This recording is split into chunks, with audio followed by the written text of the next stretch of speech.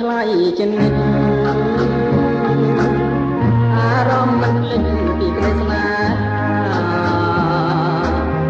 នឹករៀបណាស់ថ្នមមិនមកកាយាវិចាថាបដូរចិនពាក់ក្តីខ្មុំផ្ញើសំបុកទុកចិត្តបងកងដោយរូបរៀបបងផ្ញើប្រាណនឹងស្រីផ្ញើក្លិនផ្ញើខ្លួនផ្ញើព្រេងសាយយំថ្ងៃអ្វីអ្វីរៀបផ្ញើទាំងអរាត្រីបងហើយគេកាយផ្លែស្រីគេស្ដាំសំដីគួរឲ្យស្រណងគេស្ដាប់ចំឡាយយុគក្រោយបងអើគេមើលសំផសម្រសងសាស្មោះប៉ុណ្ណឹងហើយនឹកឡើយអូនឆ្ងល់ថាបងនឹងក៏ចង់តែសាវា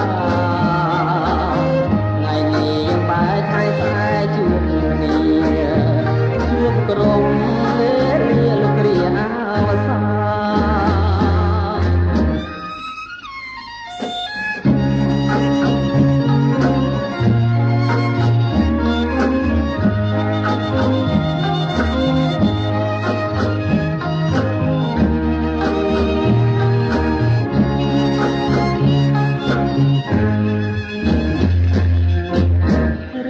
ត្រី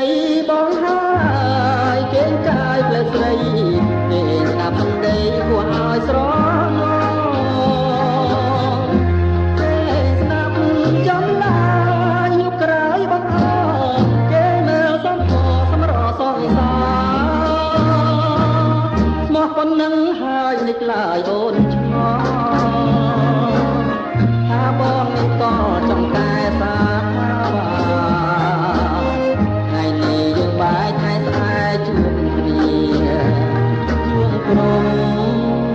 វេលាលោកគ្រាអវសា